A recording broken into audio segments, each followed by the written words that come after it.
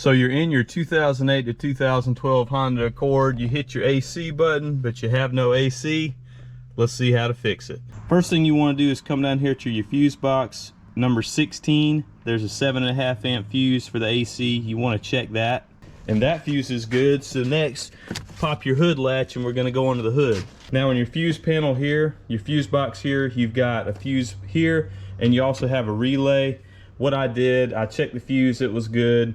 The relay, you can sometimes tap the relay or wiggle it to get the AC to work. Sometimes if that's the issue, that wasn't. You can also, there's a horn relay next to it. You can swap it out and pop the horn relay where the AC relay is, if you know your horn's working. So if you've ruled all that out, come over here to your, this is your low side. You have a high side and a low side on your AC system. You always fill from the low side. Here's your low side right here. Turn your head and press the screwdriver down here on that valve. That's an easy way to tap it and see if you have any pressure on the system. So this is not really recommended by the manufacturer, but if you just tap this valve here,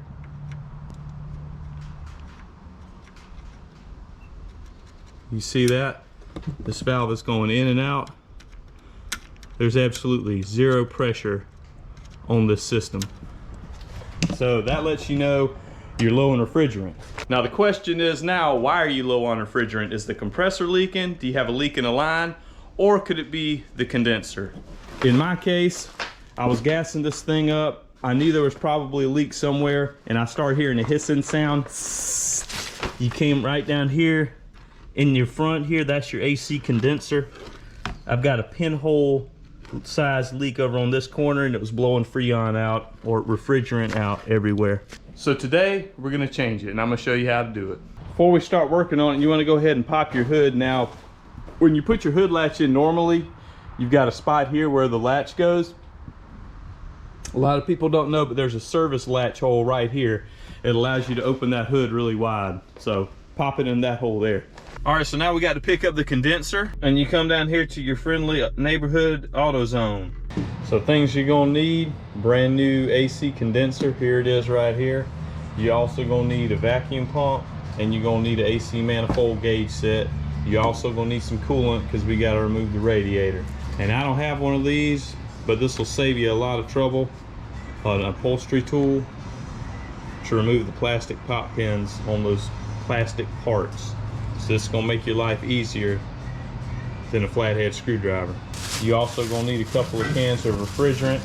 This is R134A. So you're gonna need this here. Go ahead and gas this system back up.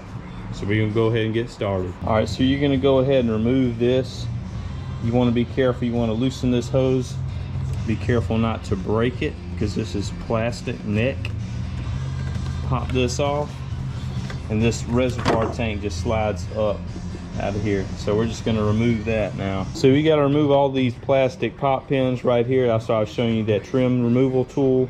We can pop all these out, get all these out of the way. All these have to come up. You got you got two more pop pins back here holding your air intake on. So we're gonna remove all these now. So like you can see here, you got this, you kind of just get this under there, rock it back and forth, wiggle it, and makes your life a lot easier. Pop this up, get these out of the way. That's what they look like. See how that tool will save your life.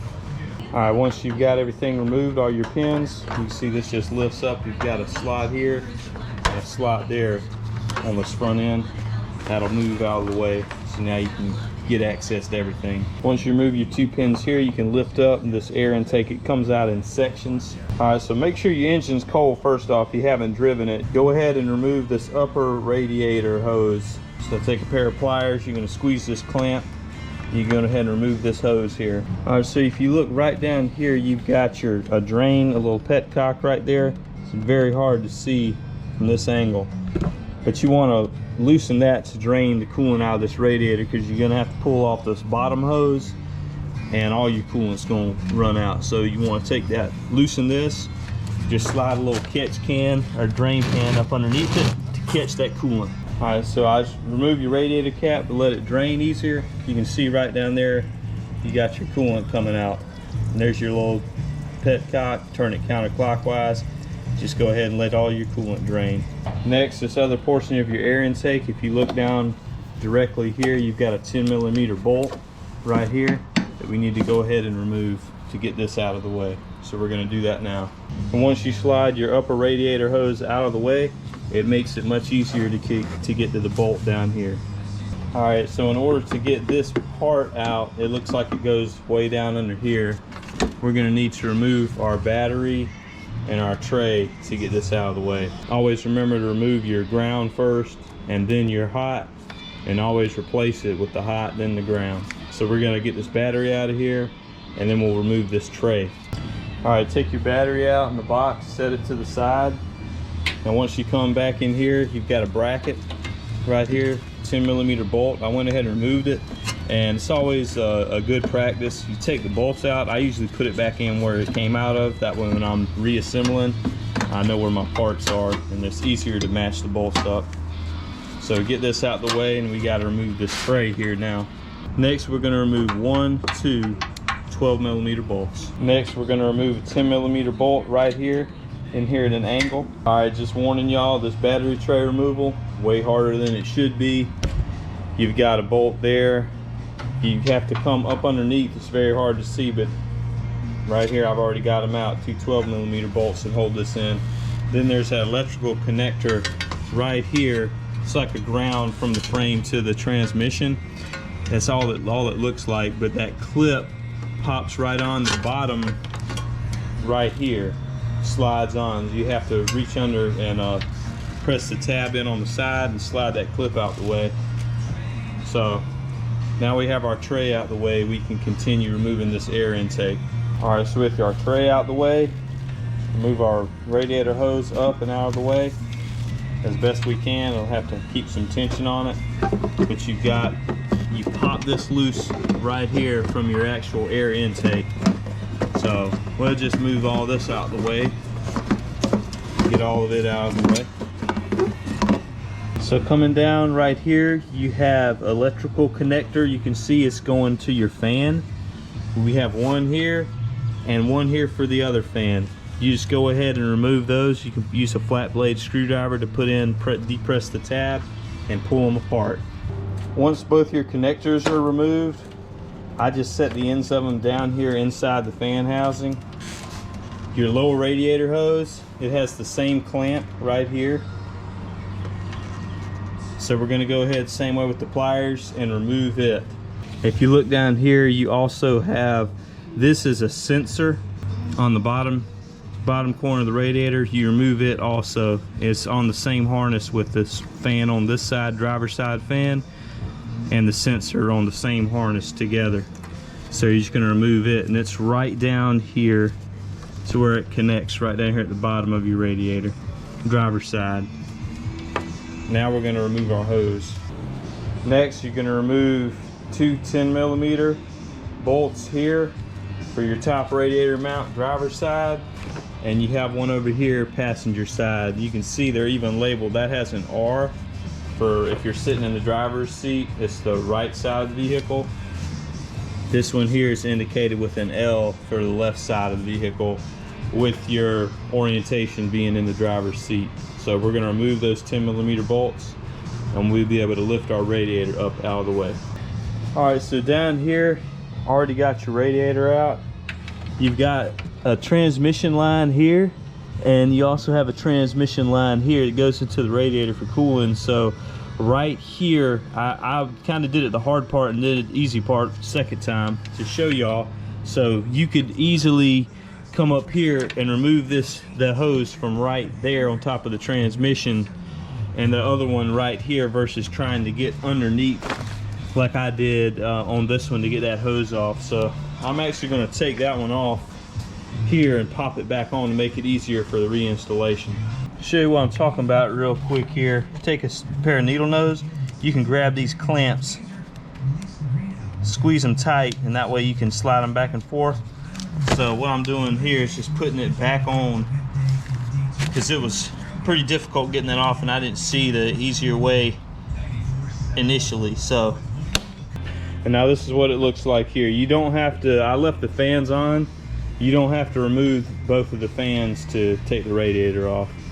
There's your sensor I was telling you about, lower radiator hose, upper radiator hose, your petcock right here that we removed to drain. Make sure that's nice and snug. So you got your bottom little grommets here that pop in, but this is basically your radiator. Now this is your AC condenser. So you can see right here, you've got a little tab that's supposed to fit down over, sits into a grommet down the bottom, which mine was not, and it was leaking. This right here is supposed to sit all the way down, and it was not. So it wasn't in here exactly right. Now this car was salvaged because it hit a deer, so it had some front end damage, and I've driven it for 5 years with no problems. But I'm thinking that maybe because this was not fixed correctly, it wiggled and got a hole in it somehow. I don't know, could be wrong. But at any rate, pop these up. You see, you got your old condenser here. Now you've got some lines. It looks like a 10mm bolt here, and there's an O-ring behind it. 10mm bolt down here at the bottom as well, with an O-ring behind it for your AC lines. So we're going to go ahead and remove those and carefully pry this off to not damage the O-ring. Then we'll replace it. All right, with your bolts removed, go ahead, take your condenser off. You can see we just popped it off. You can see right here you got a little bit of oil came out, not much. Upper and lower O-rings are still good. We're going to swap this out and put our new one in. Like I said, I had a hole right down here at the bottom. You can see right there, looks like where it wore over time. All right, new condenser is in. Show y'all what she's supposed to look like. Tab up here on the top, make sure you push that down. I took a screwdriver, kind of press down carefully around here to make sure these got down nice and tight. Make sure your bottom is in that grommet, that hole down there. Make sure that that rubber grommet on the condenser is actually in that hole. See, before mine wasn't. Both these tabs are messed up. It was missing rubber on the top, so it wasn't in there properly, and it looks like it rubbed over time and caused that leak back here on the back side. So what you have now, you can see when you put it in, it's snug. It's not going anywhere. It's got the rubber to protect from the vibrations, but you press this down, so it's going to be held in place down in the bottom, right down there. You see where it sits in? It's got to push down, so you want some tension on this to keep it down in there. Same with this one. Now we can go ahead and start reinstalling everything. Make sure you're very careful when you put these back in that you run them flush with that condenser. You can see the top and the bottom, they're nice and flush. Pop them in there, start it, and be very careful when you're threading into that aluminum, okay, to make sure you don't over tighten those bolts and strip it. So be very careful putting those in. Once you got it in place, everything looks good, we'll go ahead and start reinstalling. So like I said, if you look right here, you can see that nick on that metal. That's just where something has worn. And like I said, I've had this car 5 years. Over time, vibration wore just enough through there to where it had developed a small gas leak. So just because of that, we had to total this whole thing out. All right, with your reassembly, I've already done a good bit. Make sure when you put it back on, you've got your radiator hose. Now, I removed this one and fought with it to start with, but doing this the second time, I would just pull this one off and leave that on the bottom of the radiator. It'd be a whole lot easier, save you a lot of time. So trust me, just remove that one next time for y'all. So this is me helping y'all out. Now, what you want to do here, make sure you've got your electrical connector reconnected here. This is for the driver's side fan. You got your passenger fan. Both of those are hooked in. And don't forget your little coolant temp sensor down here at the bottom. That sensor down at the bottom of the radiator. So plug that one in as well. Remember your brackets here, left and right. Remember to put those on the right way. Tighten those 10mm bolts down. Make sure everything's in there straight. When you put your radiator in, make sure it goes in both of those holes straight. And also double check your clearance here between your condenser and the radiator. I already looked, it's good in there. Everything looks good, so shouldn't have any problems ever again on this vehicle with that happening with what happened before. So once all that's done, we'll pop in our duct here. That goes in down there on the bottom for your air intake, and just start piecing all this back together. We're going to put this in. Once that's in, we can start putting the battery mount plate back in, and you know, start with all that whole process. All right, so with everything reassembled here, battery back in place, what you want to do now is go ahead and make sure you fill your radiator up to the top. And then on your overflow reservoir, you've got a line here, you've got a max and a min. So maximum, minimum, you want to fill it up to the max line right here on the side.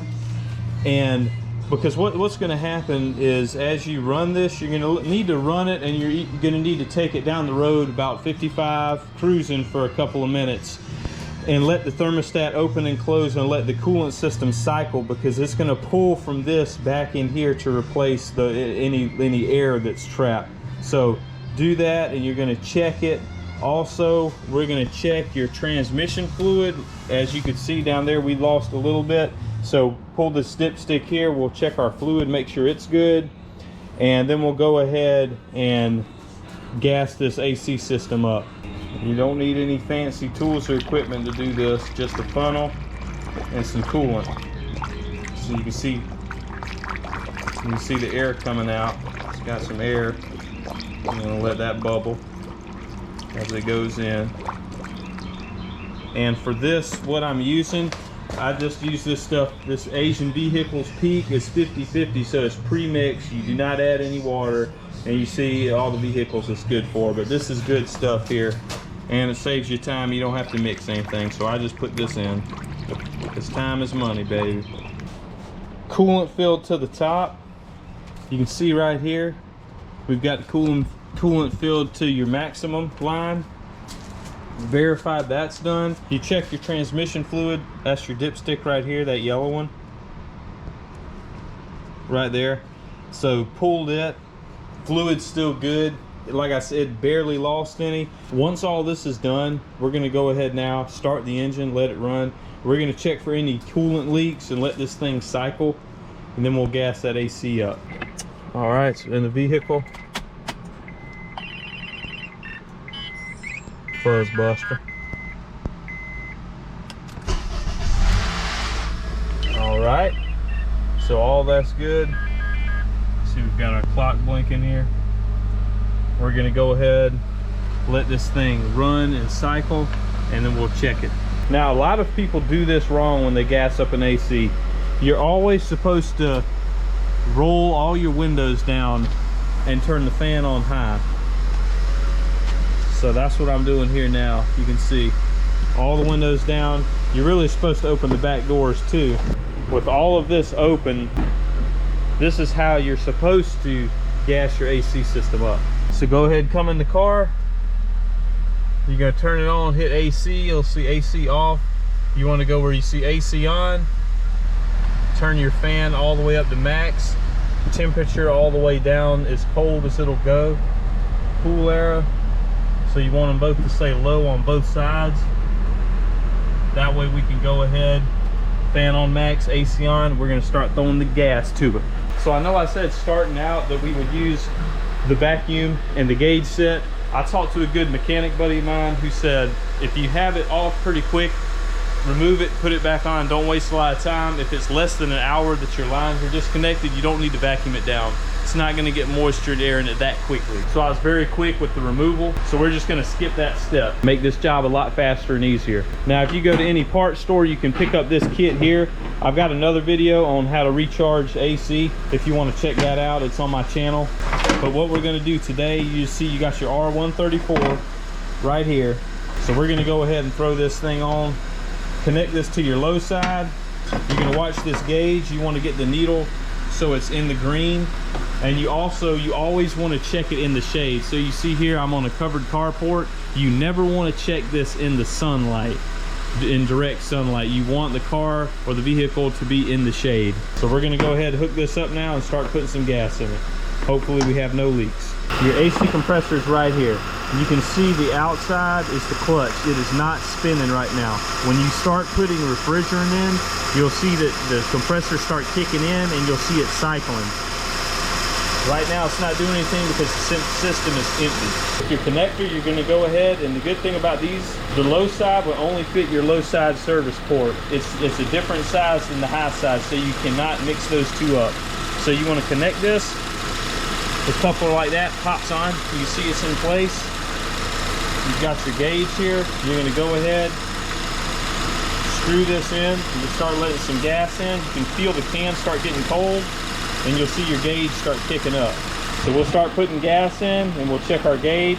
Like I said, you'll feel the can get cold, and you'll also feel the line get cold here on the back side.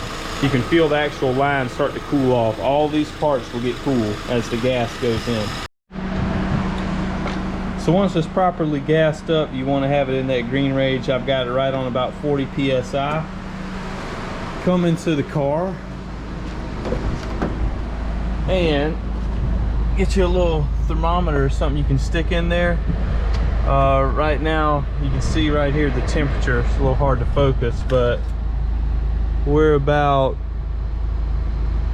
52 degrees, 52, 54 degrees. It's currently 78 degrees outside, so that's a pretty good difference, and it's very comfortable in here at about 54 degrees. So right now we're going to take it down the road for a test drive. Everything was good. Took it down the road for the road test. Keep an eye on our coolant level. Everything looks good. Like I said, we filled this to the top. Some passed over into here. We filled this up to the max mark. Everything is good, so it can do its thing now. No leaks. Check all your hoses. You can squeeze those, put some pressure on them. Make sure you don't have any leak on your upper or your lower. Everything looks good. No leaks under the vehicle at all. And just be careful, y'all. Just look all down in here. Make sure you don't have any leaks. Very important. Keep an eye on your gauges in your car. But the AC is blowing cold and everything's good. So I hope this video has helped y'all out. I'm Kevin Reese. I'll see y'all next time.